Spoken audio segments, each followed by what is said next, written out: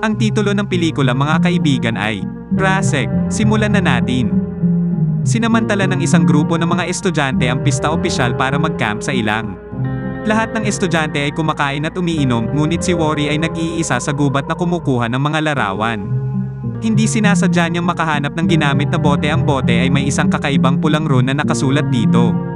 Dahil sa pagkaosyoso, binuksan ni Worry ang cap at agad na naglabas ang bote ng isang ulap ng mabigat na berdeng usok na natakot sa kanya at ginawa siyang itapon ito sa lupa. Ang basag na bote ay naglalaman ng itim na likido na katulad ng aspalto. Subconsciously kinuha niya ang isang close-up gamit ang kanyang camera. Pero nung time na yon, may isang tao sa damo na biglang nagtawag ng pangalan niya. Napalingon si Worry para tumingin pero wala siyang nakita. Lingid sa kanyang kaalaman, maraming katulad na bote ang nakasalansan sa ilalim ng puno sa tabi niya na parang hain sa ilang kakilakilabot na masamang espiritu. Hindi na mamalayan ni Worry na nakontamina siya ng isang bagay na marumi. Pagkatapos ng camping trip, agad na nag-drive pabalik ang grupo sa school. Dahil summer vacation noon, sarado na ang gate ng school. Ngunit hindi ito makapipigil sa kanila at pagkatapos ay pumasok sila sa likod na pinto. Pinili ng dalawa pang tao na umuwi dahil mas malapit sila sa bahay. Ngunit tulad ng sila ay dumadaan sa isang bahay, narinig na naman ni Worry ang nakakatakot na sigaw. Bagamat medyo natatakot, tiningnan pa rin niya ang loob. Ang resulta ay katulad ng dati, wala pa rin siyang nakita. Nagmadali siyang sumunod sa mga estudyanteng nasa harapan niya. Akala nila walang makakaalam na lalabas sila pero matagal nang naghihintay sa dormitoryo ang teacher ng klase na naka-duty. Dahil nilabag nila ang patakaran ng paaralan na lumabas ng walang pahintulot, pinarusahan sila ng homeroom teacher dahil sa paglilinis ng toilet ng dormitoryo. Ngunit habang naglilinis sila, isang kulog ang bumagsak mula sa kalangitan at tumama sa mga linya ng kuryente ng paaralan. Ang buong paaralan ay nalubog sa kadiliman. Dahil nasa liblib na lugar ang paaralan, nag-ambala ang network ng cellphone. Dahil sa madilim na toilet ay hindi na sila makapagpatuloy sa pagtatrabaho kaya nagsimula na silang tumawa at magbiro. Gayunpaman, hindi nila alam na si Worry ay nakatayo sa pamamagitan ng dumbfounded. Mapatla ang mukha nito habang patuloy na nakikita sa kanyang isipan ang mga imahe ng kanyang nakita sa maghapon. Pagkatapos ay nagsimulang maglaway ang kanyang bibig ng aspalto. Nang marinig ng mga estudyante ang kaguluhan, agad nila itong dinala sa dormitoryo upang magpahinga. Napag-alaman ni Adley na mataas ang lagnat niya kaya nagpunta siya sa infirmary para sa gamot na pampababa ng lagnat. Ngunit hindi pa siya umalis ay nagsimulang mag-convulse si Worry at magbuga ng malaking aspalto mula sa kanyang bibig. Pagkatapos ay nakomatose siya at nawalan ng malay. Natigilan ng mga estudyante sa kanilang nakita.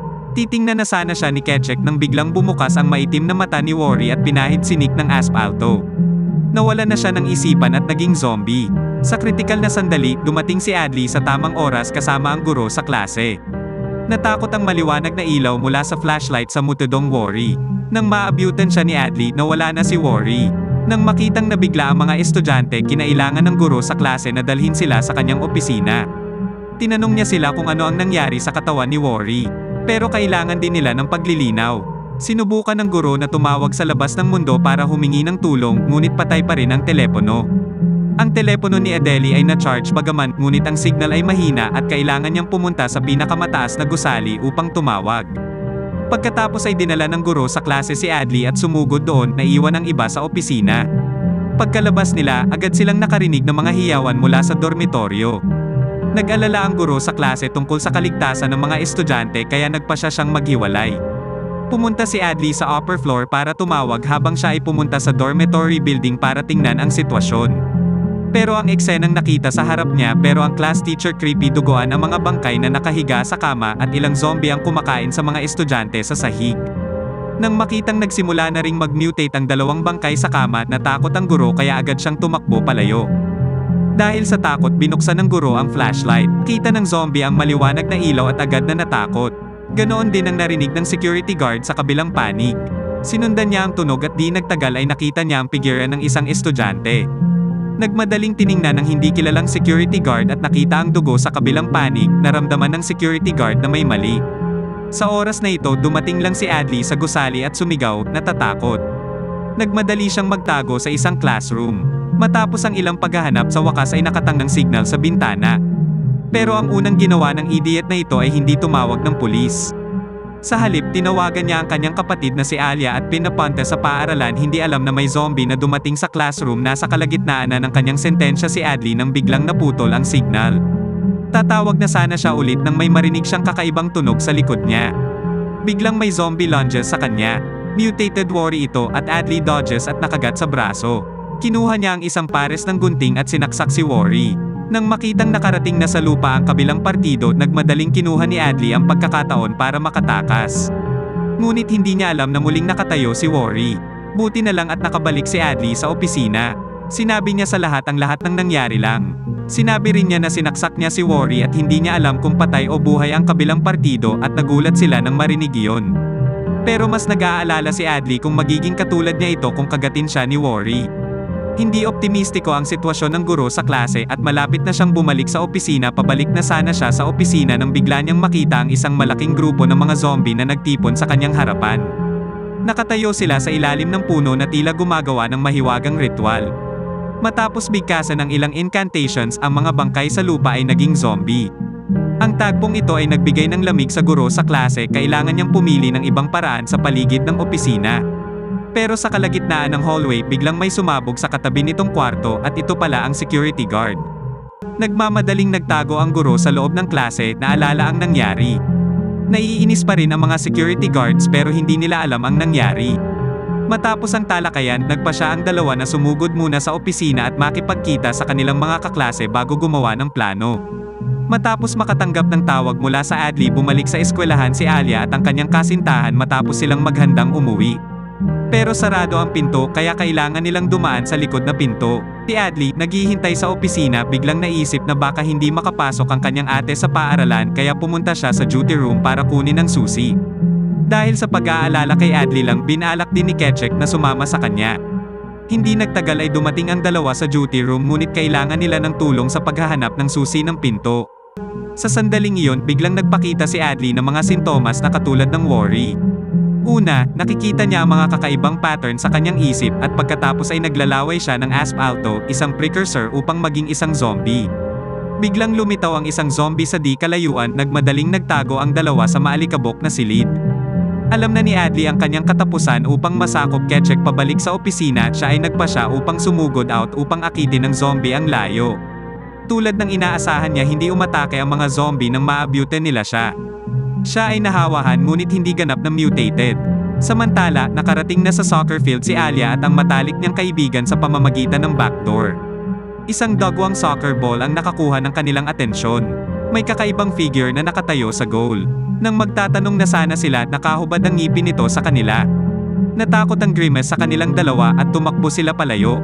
Habang papunta sa pagtakas, aksidenteng nahulog sa lupa si Alia. Malapit nang tumalon ang zombie sa nahulog na Alia. Nagmadaling ginamit ng girlfriend ang backpack bag para mahigpit siyang mahawakan. Pero hindi nagtagal bago makawala ang zombie.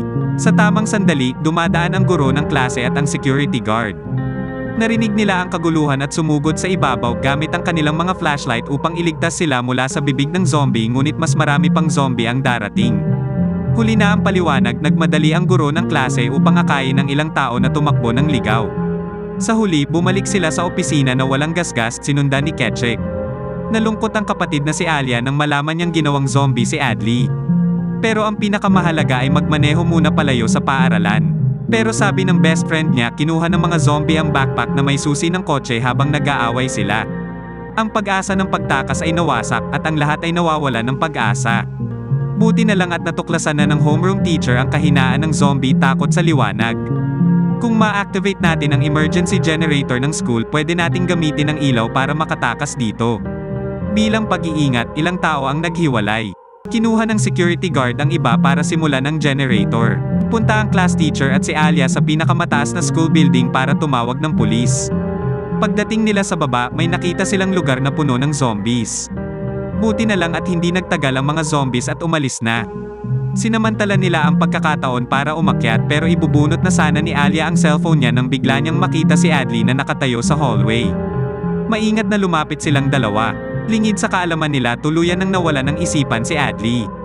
Nagmadaling hinarang siya ng homeroom teacher pero hindi nagtagal ay nabagsakan siya ng suntok. Sinubukan ni Alia na tumulong ngunit sa halip ay naging target siya ng pag-atake ni Adli. Patuloy niyang isinisigaw ang pangalan ni Adley. Nang marinig ang sigaw ng kanyang kapatid na babae, tila nabawi ni Adley ang ilang katinoan. Dahan-dahang ibinaba ang mga kamay nito mula sa leeg nito. Ngunit di nagtagal, ang masamang kapangyarihan ay muling sumekop. Upang hindi masaktan ang kanyang kapatid na babae, hinawakan ni Adley ang huling hiwa ng kanyang katinoan at tumalon mula sa isang mataas na gusali. Paakyat na ang mga zombie. Ang guro ng klase ay maaari lamang alisin ang nagdadalamhati Alia sa pamamagitan ng puwersa. Bago siya naabutan ng mga zombie, nagtago silang dalawa sa pinakaloob na classroom, pero dahil sa sobrang kaba niya, aksidenteng nahawakan ni Alia ang desk sa likod niya at ang tunog na ginawa niya ay nakagambala sa mga zombie, kaya kinailangan nilang makatakas sa likod ng pinto. Ang mga zombie ay swarm sa paligid nila. Nagawa nilang iling ang mga zombie. Pero nung magtatago na sila sa isang warehouse, hinabol ulit sila ng mga zombies. Bagamat sa huling minuto nagawa nilang buksan ang pinto ng bodega, ngunit sa paglaban sa mga zombie, ang guro ng klase ay aksidenteng nakagat sa braso. Sa kabutihang palad, ginamit ni Alia ang flashlight upang takutin ang mga zombie sa oras, ngunit mas maraming mga zombie ang dumating upang marinig ang tunog. Pinalibutan din ng mga zombie ang dalawang tao sa bodega. Sa kabilang banda, inakay ng security guard ang ilang tao sa engine room. Pero dahil matagal nang hindi ginagamit ang generator, hindi lang fuel tank ang walang laman, ng ilang mga lugar ay mayroon ding iba't ibang antas ng pinsala. Upang ayusin ang generator, Ketchek nag-iisa sa tool room upang makakuha ng ilang mga kinakailangang mga tool at gasolina, pero pagbalik niya, target siya ng mga zombies. Tumakbo siya papunta sa generator room na hinahabol siya ng mga zombie. Nakita ito ng mga security guard at nagmadaling umakyat para tulungan siya. Bagamat matagumpay niyang tinakpan ng Ketchek upang makapasok sa machine room, pero na-entangle siya ng mga zombies dahil iisa lang ang security guard at mabilis siyang na-overwhelm ng mga zombies. Ngunit ang kanyang sakripisyo din upang ayusin ang generator binili ng maraming oras. Natapos na ang kabilang panig ng dalawang tao sa isang desperado na sitwasyon. Parami ng parami ang mga zombie sa labas. Ang guro sa klase sa loob ay malapit nang mawala sa kanyang isip para mabuhay ng buhay si Alia. Ang guro ay kailangang takpan ang kanyang pagtakas sa pamamagitan ng pinto sa likod, at pagkatapos ay buksan ang tangke ng gas sa bodega, handa na upang mamatay sa mga zombie. Ang mga zombie sa lalong madaling panahon break sa pamamagitan ng pinto. Bago mawalan ng malay, sinisindihan ng guro ang hawak na lighter. Kasabay nito, inayos din ng mga tao sa silid ng makina ang generator. Dahil sa liwanag ay agad na nahulog sa lupa ang mga zombie sa labas. Pakas, maraming salamat kaibigan sa patuloy na pagtangkilik at pagsuporta sa ating channel na Tagalog Pinoy Movie Recap. At kung ngayon lang tayo nagkatagpo sa pamamagitan ng video na ito ay please lang, huwag kalimutang mag-like, mag-subscribe at pakipindot na rin ang bell. Hanggang sa muli, ako si Richard Belen. Goodbye.